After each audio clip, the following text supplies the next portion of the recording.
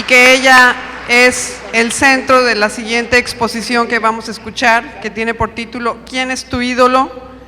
Es un tema mariano, por supuesto, es nuestro modelo, pero de eso les va a hablar el ilustrísimo señor canónigo doctor Eduardo Chávez Sánchez, quien es nacido en la Ciudad de México, realizó estudios de filosofía y teología en el Seminario Conciliar de México, fue ordenado sacerdote en la Catedral Metropolitana de la Arquidiócesis de México el 15 de agosto de 1981. Desde 1988 es miembro de la Sociedad de Historia Eclesiástica Mexicana, es doctor en Historia de la Iglesia, postulador nada más y nada menos que de la causa de la canonización de San Juan Diego, primer rector de la Universidad Católica Lumen Gentium y primer rector del Instituto Superior de Estudios Guadalupanos. Vamos a darle un fuerte aplauso, por favor.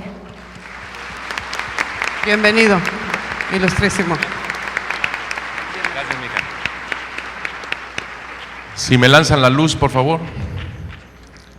Si hay luz, por favor. Gracias. Estoy muy emocionado de estar con ustedes para hablar sobre este tema, sobre la Virgen de Guadalupe al final de cuentas, por supuesto. No saben la emoción tan grande de que en esta carreta se haya presentado a nuestra Madre Santísima de Guadalupe.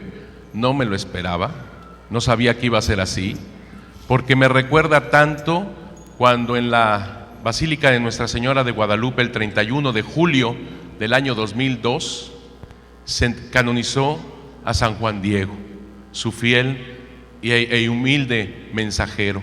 ¿Cómo entró la imagen de San Juan Diego con estos indígenas? Mijos, les tengo que confesar que yo lloraba y lloraba.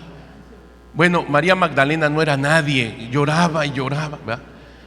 Ya valió la pena los estudios, los esfuerzos, las contestaciones, el ir a todos los archivos del mundo, a las bibliotecas, a buscar documentación, tenerla en mano de lo que es quién es este gran hombre Juan Diego, el mensajero de la Virgen Santísima de Guadalupe, y descubrir con él, junto con él en el mensaje de la Virgen y la imagen de la Virgen, lo que la Virgen de Guadalupe es para nosotros y sigue siendo un mensaje que seguimos y seguimos y seguimos conociendo. ¿Quién es católico aquí que levante la mano? Más o menos. Guadalupano, everybody, todos. ¿Quién se comporta como buen católico y buen guadalupano?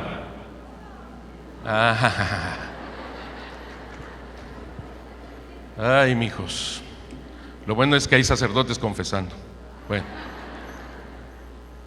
la plática, y va a ser muy breve por lo que veo, 40 minutos, porque miren, no voy a poder tocar, dado el tiempo también, lo de la tilma, el códice, la proporción áurea, las estrellas que coinciden en el firmamento de 1531, los ojos de la Virgen, todo eso que es interesantísimo, no lo voy a poder tocar. Pero voy a tocar algo, les voy a hacer mención de algo que yo espero que quede con las puertas abiertas, este mensaje de la Virgen de Guadalupe, porque nadie ama lo que no conoce. Porque en realidad cuando es verdadero amor, se necesita vivir en conformidad a aquello que yo creo. ¿Estamos de acuerdo? Al Señor Jesús, mijos, hasta los demonios lo conocían. ¿Se acuerdan ustedes cuando sacó un demonio de una persona y este demonio dijo: ya sé quién eres el Hijo de Dios? ¿Se acuerdan ustedes? ¿Qué diferencia hay entre saber quién es Jesús o realmente amar a Jesús? Hay una diferencia enorme. No basta, por lo tanto, conocerlo. Hasta los demonios lo conocen. Se necesita que nuestra voluntad esté en las manos de la voluntad de Jesús. ¿Estamos de acuerdo? se necesita que yo viva mi fe. ¿De qué sirve conocer a la Virgen de Guadalupe, todo su mensaje, si no lo vivo? Por eso yo espero que en esta pequeña plática podamos introducirnos al conocimiento de la Virgen de Guadalupe, su mensaje, su imagen, y sobre todo que vayan cayendo todos esos ídolos que posiblemente nosotros hemos fabricado en el corazón, y captemos el inmenso amor que ella nos tiene. Y ojo, fíjense lo que les voy a decir: ella es quien nos lleva al camino, a la verdad y a la vida de su Hijo Jesucristo. La Virgen de Guadalupe no es lo más importante ella misma. Es una imagen mariana, por supuesto, está la Virgen María, pero lo más importante de su imagen y de su mensaje no es ella. Lo digo de otra manera: ella no se predica a sí misma. Ella es, ante todo, una imagen y un mensaje cristocéntrico. ¿Me expliqué? Ella predica, ella nos da a Jesucristo, su Hijo. Por eso la imagen y el mensaje, lo principal, lo central, es Jesús. Miren, cuando ustedes entran a un templo, está el sagrario. ¿El sagrario qué es, mijos? ¿Quién está en el sagrario? Jesucristo. ¿Qué es lo que hace sagrado a nuestros templos sino Jesucristo nuestro Señor? Es importante el sagrario, por supuesto, porque dentro de él se encuentra Jesucristo nuestro Señor. La Virgen de Guadalupe es el sagrario de Jesucristo nuestro Señor. Ella es una mujer embarazada, encinta, y tiene en su vientre ¿a quién? A Jesucristo nuestro Señor. Fíjense, por eso digo que es una imagen y un mensaje cristocéntrico. Ella es el sagrario purísimo de Jesucristo nuestro Señor. ¿Se acuerdan de aquella palabra del Señor cuando dice la Madre de Dios en esas bodas de Caná? Porque ya saben cómo son las mujeres. Son intuitivas, son sensibles, llegan hasta lo más profundo. Nosotros, las mujeres llegan hasta lo más rápido. Ya se les acabó el vino. ¿Se acuerdan? Bien que se fijaba. ¿Y qué dijo Jesús? Mujer, a ti y a mí. ¿No? No ha sido, no es mi tiempo para. ¿Y qué dijo María? No se detuvo en: hagan todo lo que Él les diga. Es nuestra madre.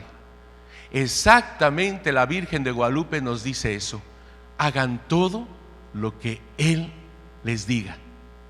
Voy a presentarles pues algo verdaderamente interesante, pienso yo, que es de lo último que he estudiado sobre la Virgen de Guadalupe, cotejando y armonizando todos los documentos históricos, por supuesto, pero también el mensaje teológico, el mensaje bíblico, el mensaje humano que nos trae la Virgen de Guadalupe. Fíjense ustedes, vamos a ver si sirve esto. En 1523, y tengo que decir para más o menos centrarnos, ¿cuándo se apareció la Virgen de Guadalupe? No te digo. Bien, mija. Acá dijeron bien y allá dijeron bien, una vocecita que se oyó. 1531, del 9 al 12 de diciembre del año 1531. ¿Cuándo se terminó la conquista? No te digo. 1521. Entonces la conquista se termina 10 años antes de las apariciones de Nuestra Señora de Guadalupe. Por favor, esto consérvenlo en su cabeza. Estas fechas no se les pueden olvidar. Se les pueden olvidar la de su nacimiento, pero estas no. 1521 termina la conquista y las apariciones son del 9 al 12 de diciembre del 1531. Cuando termina la conquista en 1521 llegan los primeros misioneros. Ahí tenemos en las imágenes nada más algunos signos de ellos. Hay franciscanos, muy poquitos. Hay dominicos, más poquitos. Hay padres diocesanos o seculares, más poquitos. Es un grupito de misioneros que en el año más o menos de 1525, ¿saben ustedes cuántos misioneros habían en México? Alrededor de 25 misioneros. Mijos, ¿qué pasaría? Miren, ahorita no sé cuántos estaremos, ¿verdad?, en esta sala, pero ¿qué pasaría si todos nosotros nos dijeran, van a misionar a un país donde se encuentran 23 millones de habitantes que no saben nada de Jesucristo? ¿Cómo le haríamos? Y miren lo que estoy viendo, Imagínate 25 misioneros para dar la buena nueva del Evangelio a 23 millones de habitantes que era el imperio, solamente era el imperio mexica. ¿Cómo le harían? Y todavía más, fíjense todo esto.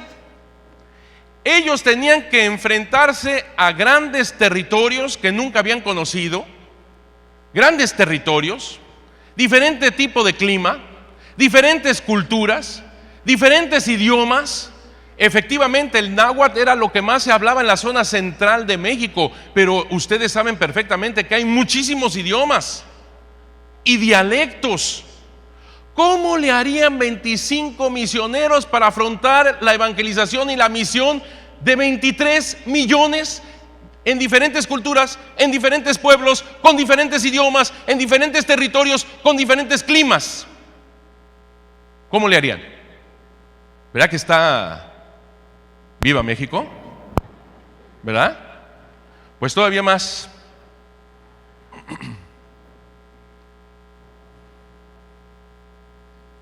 En el momento decisivo, 1528 a 1529, es un momento dramático, mijos, dramático. Es un momento dificilísimo. Está Fray Juan de Zumárraga, que es el primer obispo y primer arzobispo de México. En ese momento, este obispo es un obispo nombrado. Fue nombrado por el rey Carlos V, que cuando él estuvo en España, cuando él era guardián de un monasterio que se llamaba de Abrojo, le cayó muy bien al rey, lo vio muy humilde, muy sencillo, muy pobre, era franciscano, con un hábito raído, descalzo, verdaderamente una persona excepcional. Yo les quiero decir, mijos, que tuvimos la gran suerte de que los primeros misioneros en México eran verdaderamente hombres santos, pero con la mentalidad, obviamente, del siglo XVI. Este hombre sencillo, humilde, había sido nombrado por Carlos V y enviado en 1528 a ser obispo de México. A él le tocan momentos muy difíciles como estos. Ver un pueblo que prácticamente era poco que había sido conquistado. Yo creo que ustedes saben lo que significó la conquista de México, que fue verdaderamente terrible, mijos, terrible. Hernán Cortés precisamente llega a las playas de Cozumel, Quintana Roo, vio este mar Caribe precioso, debo de decirlo, y ahí un náufrago, Jerónimo de Aguilar, que había estado varios años en este territorio, fue recogido por Hernán Cortés y le ayudó muchísimo en la conquista, porque ya sabía maya. Cuando después Hernán Cortés van costeando todo Yucatán, llegan a Tabasco, Hernán Cortés no supo ni cómo, ganó una batalla a los de Tabasco y le regalan 20 doncellas, entre las cuales, ¿saben ustedes quién venía? La Malinche, una princesa náhuatl, pero que había sido vendida por su propia madre, y que como estaba tanto tiempo en Tabasco, supo el maya. Así que Hernán Cortés hablaba a Jerónimo de Aguilar en español, este traducía en maya a la Malinche y la Malinche traducía en náhuatl. Eran sus lenguas, sus traductores. Pero la Malinche, ya sabes cómo era. Porque los españoles decían, no somos dioses, porque lógicamente sabía perfectamente, se daban cuenta de que los indígenas estaban esperando precisamente a Quetzalcóatl, ese dios que había pensado, que había prometido regresar de Oriente. Y entonces los españoles decían, no somos dioses. ¿Sabes cómo traducía la Malinche? Estos dioses dicen que no son dioses. Imagínate, ¿a qué mujer? Unos enredos, ¿verdad? Total, no me quiero detener mucho en esto porque no me daría tiempo para lo más importante que yo quiero transmitirles. El caso es que llega Hernán Cortés, conquista de una manera verdaderamente hábil, fuerte. Los mexicanos, ustedes se acuerdan que estaban en una ciudad en medio del lago y esa ciudad fue sitiada. Les cortan el agua, les cortan la comida, ya no saben qué hacer y entonces se van a Tlatelolco, que es al norte de ese islote, y ahí termina esa conquista desastrosa, en donde las mujeres se habían puesto incluso ahora sí que los hábitos de los militares, el caballero águila, el caballero tigre, y las mismas mujeres iban a combatir y trataban de que sus muertos no flotaran en el lago para que los españoles no estuvieran viendo que estaban venciendo, y entonces agrupaban a todos los muertos para que no vieran los españoles que estaban venciendo. Una cosa terrible. Cómo tuvieron que comerse de las ratas, de las lagartijas, de todo. Cuando se terminó todo esto, comenzaron a morder de los árboles, la corteza. Unas cosas terribles la conquista. Otra cosa más a lo cual se tuvo que enfrentar Fray Juan de Zumárraga: la enfermedad. Entre los que venían con los españoles había un negrito que traía la viruela. ¿Sabes tú que la viruela mató la mitad de la población indígena? Imagínate tú esas familias en las cuales el hombre de la casa había tenido que morir en esa guerra de conquista, y quizás los miembros de la familia también ahí muertos por la viruela. ¿Cómo le hacía Fray Juan de Zumárraga y este grupito de misioneros para hablarles de una conversión a esta nueva religión cristiana? ¿Cómo le hacían? ¿Cómo le hacían? Cuando también tenemos una cosa muy interesante, terrible. Vean ustedes esa imagen donde están los indígenas sacando el corazón de esta persona y ofreciéndoselo al sol. Esto se llama sacrificio en guerra florida. ¿Qué significa esto? Los indígenas estaban convencidos que ellos tenían que darle alimento a los dioses, a ese sol, a esa luna, a esas estrellas, para que el ciclo de la vida continuara. Y entonces la guerra no era aniquilar al otro, sino tomarlo prisionero.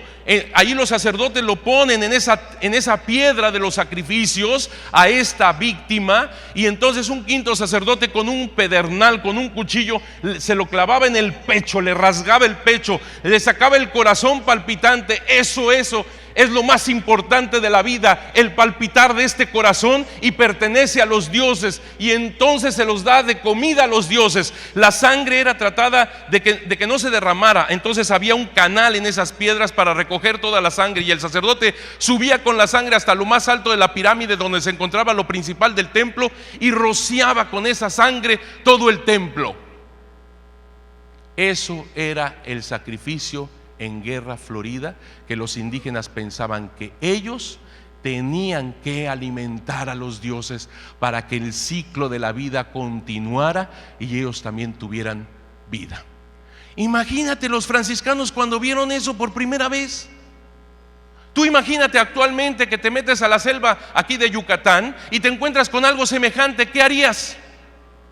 Ver a 5 individuos que en una piedra están matando a otro pobre inocente. ¿Qué harías? Después de correr o desmayarte, ¿qué harías? ¿Te quedarías pensando, vamos a sacar lo bueno que tiene esta espiritualidad? Imposible. Pero fíjate cómo la Virgen de Guadalupe es una verdadera inculturación. Ojo con esta palabra, inculturación. No es un sincretismo que significa como parches, sin ton ni son. No, es una inculturación. Pero todo esto, no me adelanto, todo esto lo está viendo Fray Juan de Zumárraga. Todavía más. ¿Te fijas que ahí hay una imagen donde están los franciscanos quemando los templos y sacando los demonios? Por supuesto, pues si los franciscanos del siglo XVI veían este tipo de sacrificios, simplemente todo esto era diabólico. ¿Estás de acuerdo? Era del diablo, era de Satán. Ellos ven cómo son tumbados todos sus ídolos y todo esto paternalmente, porque los franciscanos por supuesto querían sacar, liberar el alma de esos indígenas que ellos tenían cargo. Pero fíjate en una cosa, amigo, fíjate en una cosa. En 1521 se termina la conquista. Los franciscanos y los españoles no permiten que haya más sacrificios humanos en esta situación. Los mismos indígenas, a ver, lo pongo de esta manera. ¿Hay mamás aquí presente? ¿Hay mamás? Levanten la mano. De este lado, muchas gracias. Hay muchas, ustedes lo vieron, ¿verdad? Hay muchas. Mamás, quiero pedirles de la manera más atenta que me pudieran dar a un niño, a su hijo, de 3 a 6 años. ¿Para qué? Para atormentarlo, para que entonces lo sacrifiquemos, para que Tlaloc haga llover. Mamá, ¿quién me lo da? ¿Qué pasó? Porque eso hacían. Era el niño que era sacrificado para los dioses. Y vuelvo a repetir, en 1521 ya no se realizan sacrificios humanos, y entonces ellos mismos ven que el sol, la luna, las estrellas seguían igual, y habían las lluvias igual. Y entonces ellos se preguntaban: ¿y nuestros dioses? Y lo que hemos hecho y hemos consagrado, y tantos que han sido sacrificados, ¿dónde están nuestros dioses? Yo como madre, yo como padre, que di a mi hijo de estos años para que lo sacrificaran y hubieran lluvias, para que nuestra vida siguiera adelante, ¿dónde están esos dioses? Díganme por favor, ¿cómo podían los primeros misioneros dar la buena nueva de Cristo a unas personas que habían sido derrotadas en la conquista? A personas que la mitad de la población había sido aniquilada por esta enfermedad de la viruela. A personas que ellos mismos están constatando que sus dioses se acabaron, que no existe más esperanza. Que los únicos que medio los defienden, que son los franciscanos, les tumban toda su vida, toda su creencia religiosa. Díganme, ¿cómo podían evangelizar? ¿Todavía más?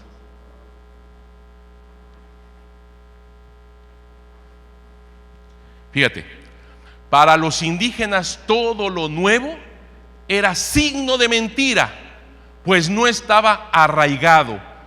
¿Cómo predicar el evangelio, la buena nueva? ¿Cómo predicarlo? Para los indígenas, por eso la verdad es flor y canto. La flor que está bien arraigada, la historia, la identidad. Por eso, mijos, para los indígenas los más importantes dentro del pueblo son los ancianos, porque los ancianos están arraigados, es la historia, es la autoridad, es la identidad del pueblo. Los ancianos para los indígenas es la autoridad máxima. Desgraciadamente ahora, ¿cómo estamos, mijos? Un anciano, desgraciadamente, en su familia estorba. Un anciano, desgraciadamente, ahora no aporta nada.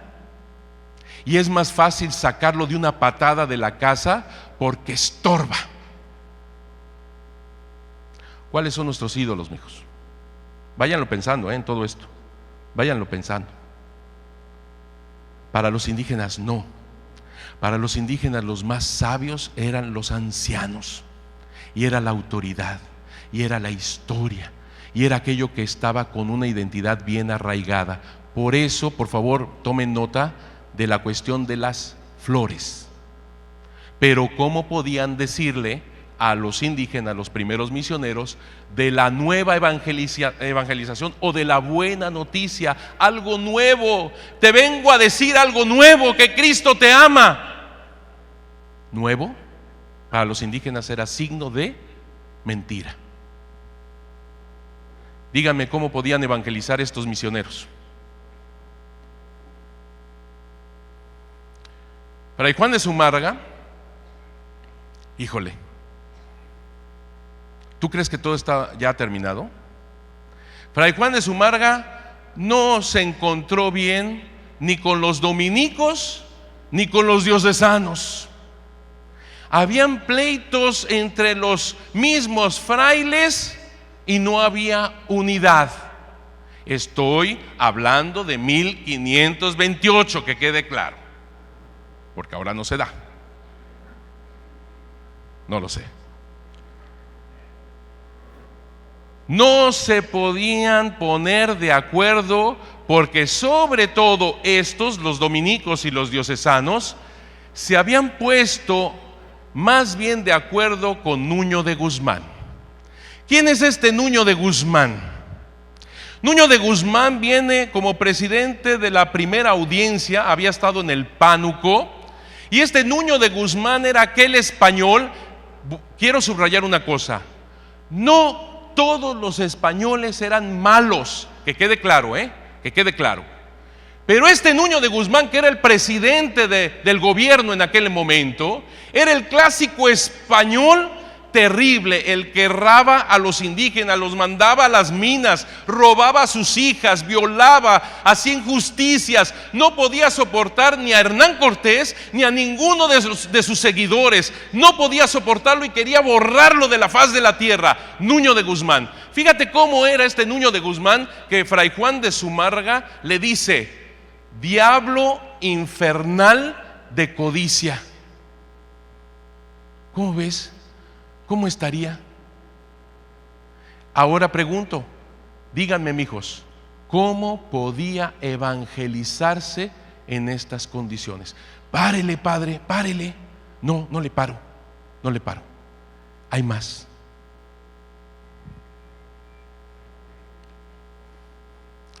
Vean, esta es una carta de Fray Juan de Zumárraga, donde expresa precisamente lo que está pasando con los indígenas. Se la sintetizo.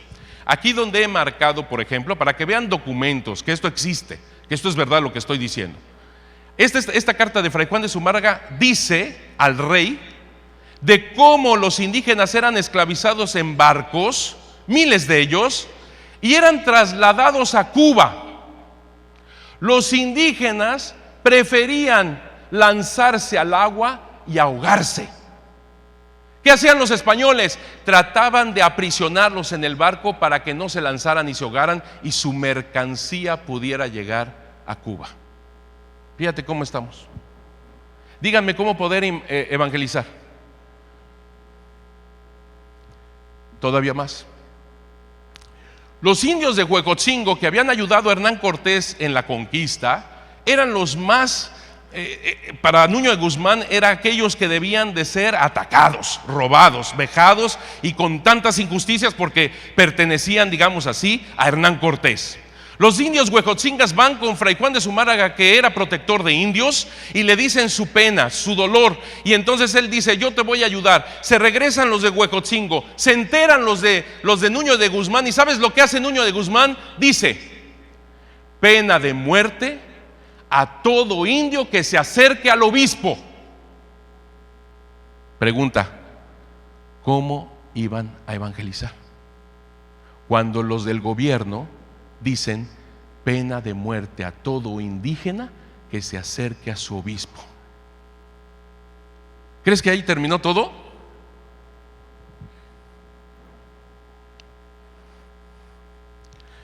Los franciscanos se reunieron junto con Fray Juan de Zumárraga y dijeron: ¿qué vamos a hacer?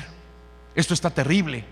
Y entonces acordaron de que en una de las misas más importantes, donde también asistía el obispo Julián Garcés, se predicara en contra de la primera audiencia todas sus injusticias, y entonces eligieron a Antonio Ortiz para que desde el púlpito les dijera todas estas injusticias, se las echara en cara para que se convirtieran. ¿Sabes lo que pasó? Antonio Ortiz se sube al púlpito, empieza a hablar en contra de la primera audiencia, se levanta Nuño de Guzmán con un enojo, con un coraje, que era el presidente de la primera audiencia, y dice: cállenlo, bájate de ahí. Se para Delgadillo, que era uno de los oidores de Nuño de Guzmán, y entonces manda a un militar para que baje al franciscano. En el púlpito se dan los jalones y tumban al pobre Antonio Ortiz rodando del púlpito. Pregunta: ¿cómo iban a evangelizar? Cuando están viendo que están tumbando del púlpito al franciscano. Párele, padre. No le paro. Hay más. Hay más. Hay dos amigos de Hernán Cortés. Ahora me estoy refiriendo a españoles y nada más les estoy poniendo algunos ejemplos, mijos. Algunos ejemplos. Estos dos españoles muy amigos de Hernán Cortés son apresados por Nuño de Guzmán, los llevan a la prisión y luego Fray Juan de Zumárraga dice: esto no es posible, y hace que todos los franciscanos y todo mundo fuera en procesión a la prisión para liberar a estos pobres españoles que ya los estaban mutilando. A uno lo fueron cortando pedazo por pedazo y a otro lo fueron despellejando vivo. Llega Fray Juan de Zumárraga con todos los franciscanos y ¿saben lo que le pasó al obispo? Que era obispo de los indígenas, sí, pero también obispo de los españoles, era obispo de México. Lo agarraron a patadas, lo empezaron a jalar y lo empezaron a maldecir. Delgadillo, que formaba parte, como les digo, de Nuño de Guzmán, agarra una lanza y se la avienta queriendo asesinar a Fray Juan de Zumárraga. Le pasa por debajo del sobaco. A ver, díganme, ¿cómo iban a evangelizar cuando los mismos españoles trataban de asesinar al obispo? Párele, padre. No le paro. Hay algo más. Ante toda esta situación, ¿qué hace el obispo? Fray Juan, fíjate, poca gente conoce todo esto. Fray Juan de Zumárraga excomulga a los miembros de la primera audiencia y manda entredicho a la Ciudad de México. En otras palabras, dice Fray Juan de Zumárraga, el obispo de la Ciudad de México: franciscanos, recojan todo, quiten al señor de los agrarios, consúmanlo, porque nos largamos de la Ciudad de México. Y dejaron todos los templos sin Dios y se fueron. Díganme, ¿cómo iban a evangelizar?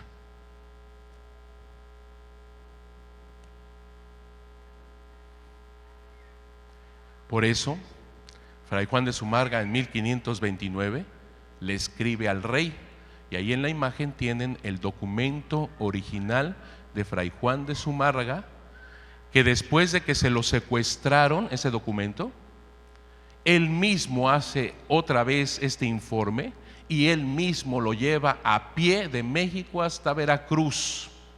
Se encuentra con un amigo suyo vasco, hablan en vasco para que nadie los entendiera, ni siquiera los españoles. Hicieron que este informe lo metieran en una torta de cera. De esa torta de cera lo metieron en un barril, le pusieron mucha brea y con una cuerda la amarraron al barco de este amigo vasco, y entonces en alta mar pudieron sacar la carta, y por eso esta carta llega a las manos del rey. Pero yo me quiero fijar en una frase que tiene esta carta de Fray Juan de Zumárraga, que es importantísima para el evento guadalupano. Ahí está la frase que yo considero sumamente importante para el evento guadalupano: si Dios no provee con remedio de su mano, está la tierra en punto de perderse totalmente. Fíjate cómo le dice al emperador, no le dice al emperador, si usted, señor emperador, no viene con más militares, no, dice, si Dios no provee de su mano, está la tierra en punto de perderse totalmente. Y Dios, fíjate, Dios interviene, Dios escucha a la cabeza de la iglesia, que es el obispo. La Virgen de Guadalupe, por lo tanto, su presencia en medio de nosotros es gracias al obispo, es gracias a este clamor que hace en oración el obispo, cabeza de la iglesia, a ese Dios, para que tenga piedad no solamente de los indígenas, sino también de los españoles.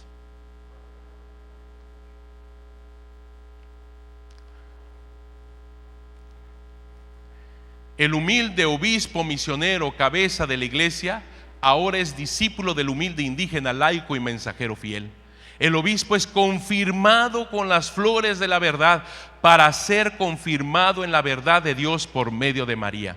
Y aquí rápidamente yo quiero sintetizar lo que dice un documento maravilloso que es el Nican Mopogua. ¿Cómo dijo, padre? Nican Mopogua. A ver, no entendí muy bien. Nican Mopogua, escrito en 1545 por Antonio Valeriano, seguramente se lo dijo el mismo San Juan Diego. Oiga, padre, ¿solamente conocemos el evento guadalupano gracias al Nican Mopogua? No, hay muchos otros documentos que nos hablan de las apariciones y de este gran acontecimiento guadalupano. Pero el Nican Mopogua ciertamente es el documento más completo, más hermoso, más elevado de este gran acontecimiento, el Nican Mopogua. ¿Cómo dijo, padre? Perfecto. ¿Qué quiere decir? Así sucedió, así aconteció, más o menos son las primeras palabras en náhuatl, Nican Mopogua. Lo sintetizo. Llega Juan Diego, porque va a la catequesis con los franciscanos en Tlatelolco y tiene que atravesar por el Tepeyac. Llega al Tepeyac y fíjense cómo la Virgen de Guadalupe desde el primer instante hace un encuentro inculturado. Esto es lo más importante. ¿Qué quiere decir eso, padre? La Virgen de Guadalupe es capaz, obviamente, de sacar lo bueno y positivo de esta religiosidad, de esta cultura, lo bueno y positivo de esta otra religiosidad, de esta otra cultura, unirlas y hacer plenitud de todo eso. Eso es inculturación. Sincretismo significa, ya lo dije, parches. Inculturación quiere decir tomar lo bueno y positivo de esta, darle unidad y plenitud. Eso es lo que hace la Virgen de Guadalupe. Y fíjense cómo desde el inicio, cuando ve Juan Diego que el cerro pedregoso, sin vida, lleno de muerte, lleno de basura, lleno de abrojos, de espinos, cómo se convierte en un cerro lleno de vida. Comienza todo a transformarse, las piedras se comienzan a transformar en turquesa, en jade, comienzan los rayos del sol a transformarse en un sol lleno de oro, y comienza a ver todas estas cosas como un verdadero paraíso. Y Juan Diego dice: ¿en dónde estoy? ¿En dónde me encuentro? Entonces, ¿quién lo tiene que aprobar? El obispo. Y tienes que ir al obispo para que te apruebe esto. La Virgen de Guadalupe, perdónenme lo que les voy a decir de esta manera, discúlpenme, pero lo voy a decir. Lo digo con mucho respeto. La Virgen de Guadalupe no es protestante. No. La Virgen de Guadalupe se somete a la autoridad de la iglesia. Se somete a la autoridad del obispo. Por eso cuando dicen: yo soy guadalupano, pero no católico, no va. La Virgen de Guadalupe, la Madre de Dios, del Omnipotente, se somete al obispo, y la aprobación de todo esto que ella quiere es el obispo. Por eso cuando el obispo le pide una señal, La Virgen de Guadalupe, por supuesto, hay que darle la señal al obispo. A quien hay que convencer, porque hay que tener su autoridad, es el obispo. Y entonces la Virgen de Guadalupe, la señal maravillosa es precisamente su imagen en la tilma de San Juan Diego. Lo hermoso de esto, mijos, es que acuérdense que él va a ver a su tío Juan Bernardino, que está muy enfermo. Terrible, porque el anciano, la autoridad, se estaba muriendo. Qué hermoso es cuando Juan Diego corre por un sacerdote, tiene que pasar por el Tepeyac y se acuerda que tenía que ir un día antes por la señal que la Virgen de Guadalupe le había prometido, y le da la vuelta al cerro. Dice que así no lo viera. ¿Cuántos de nosotros le hemos dado la vuelta al cerro, mijos? ¿Cuántos de nosotros hemos apagado la luz para que Dios no nos vea nuestros ídolos, nuestras tonterías, nuestras estupideces, nuestro pecado? Y por eso ahí la Virgen de Guadalupe lo ataja y le dice: no tengas miedo, no estoy yo aquí que soy tu madre, ¿no estás acaso en el cruce de mis brazos, en el hueco de mi manto? ¿De qué otra cosa tienes necesidad? Soy la madre de Dios, pero también tu madre. Después de que se aparece la Virgen de Guadalupe y que el ayate lo tiene el obispo, se le construye la ermita y viene una conversión de indígenas y de españoles por millones. Ella es la estrella de la evangelización. Ella es la discípula y misionera de Dios que ha venido a nosotros a mostrarnos al verdadero Dios por quien se vive. Ella nos muestra que el camino es a través de la iglesia, porque Jesús es el camino, la verdad y la vida. Qué lástima que se nos acabó el tiempo. Que Dios los bendiga mucho. Bueno, es un aplauso muy fuerte con este tema tan bonito. Padre, muchas gracias por su presentación. Ya es la hora, ¿no? Ya. Ya los bendiga mucho.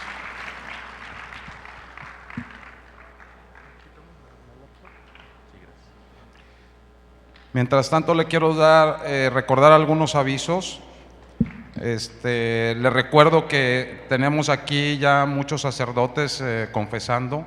Los invitamos a que pasen a las confesiones.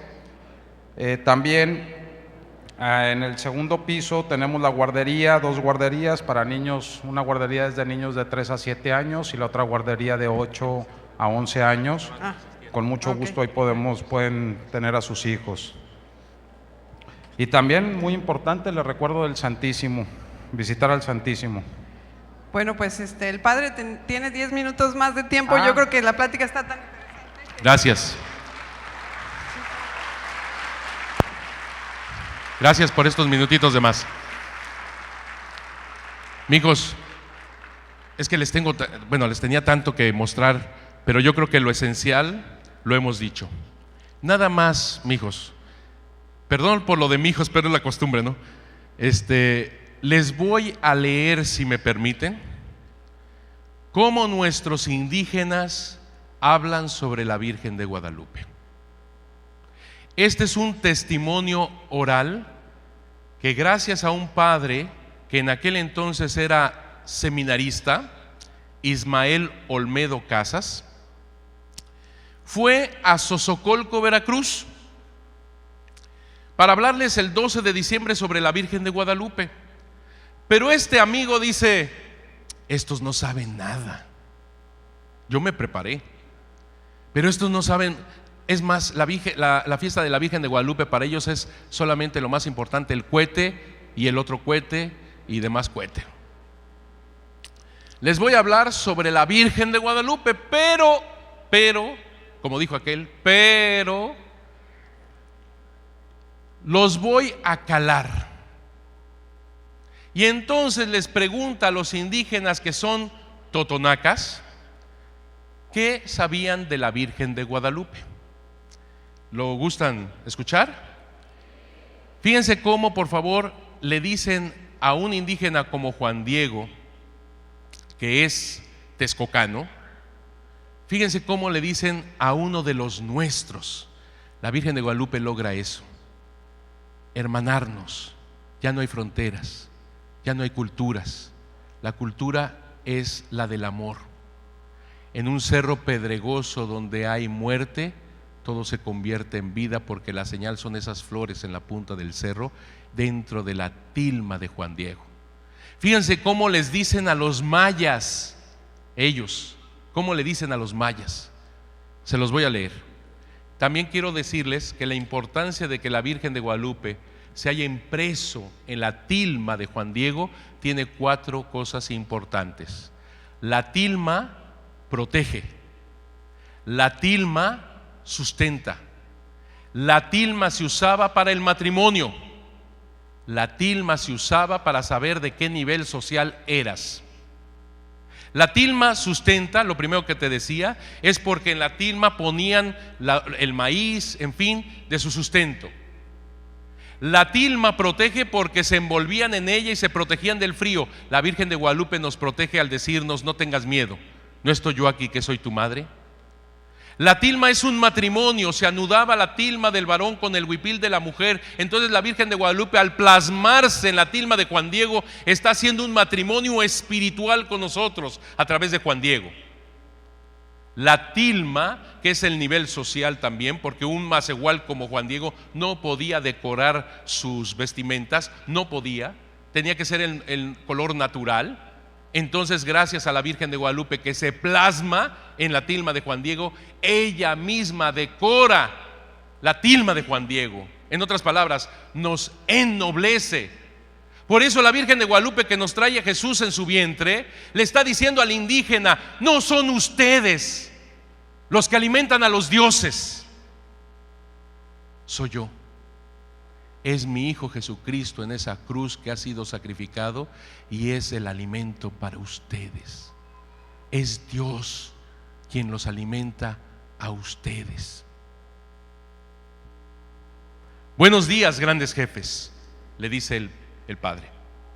Queremos que nos platiquen sobre la Virgen de Guadalupe hoy en la fiesta de la Virgen de Guadalupe.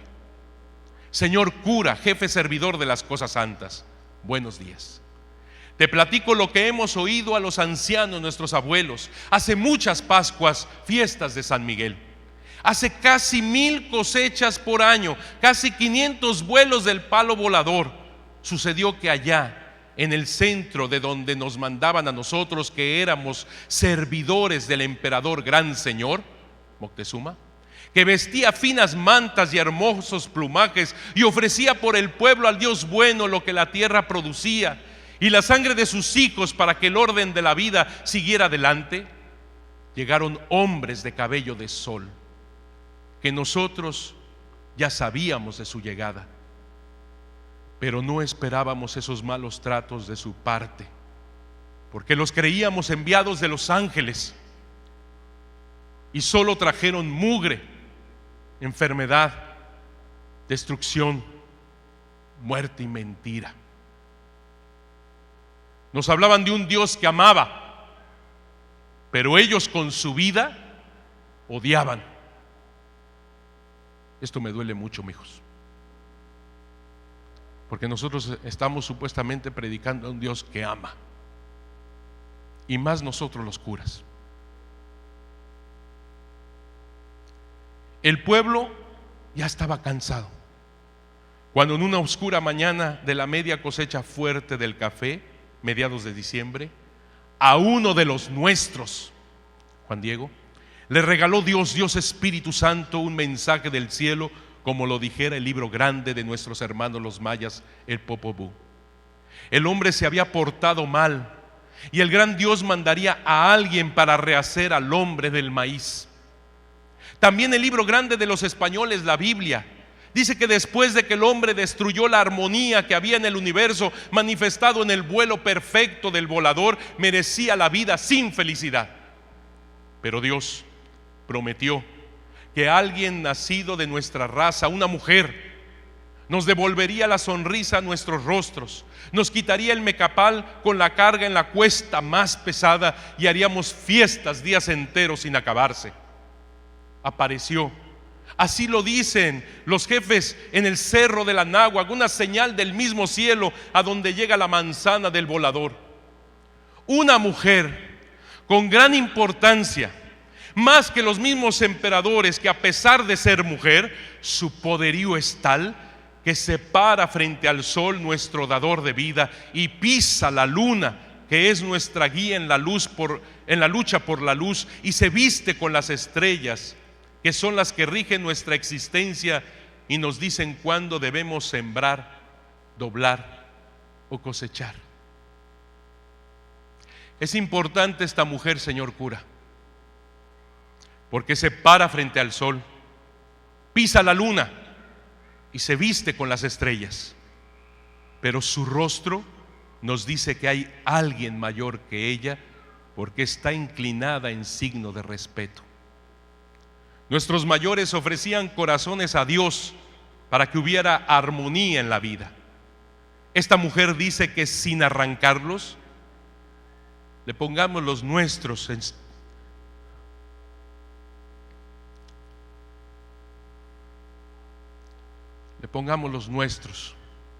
entre sus manos, para que ella los presente al verdadero Dios.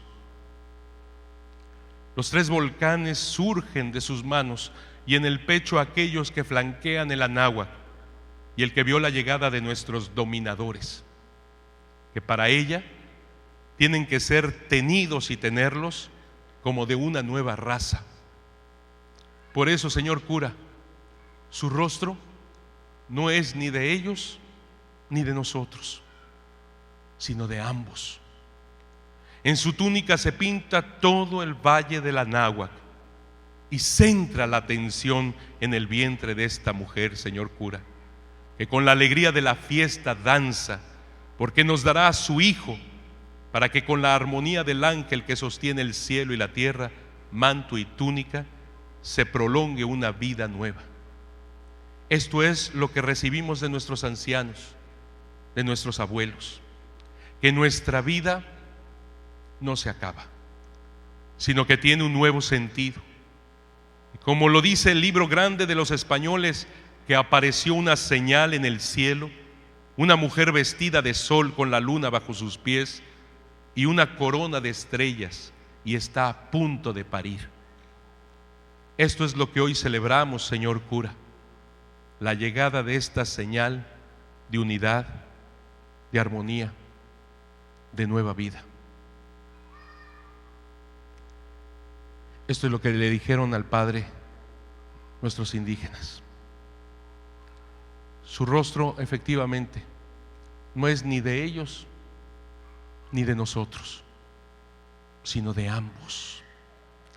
En 1521 terminó la conquista. Para 1531, cuando fueron las apariciones, habían niños mestizos como tú, como yo, y eran despreciados tanto por los españoles como por los indígenas, porque eran producto de violación, de injusticia, de maldad.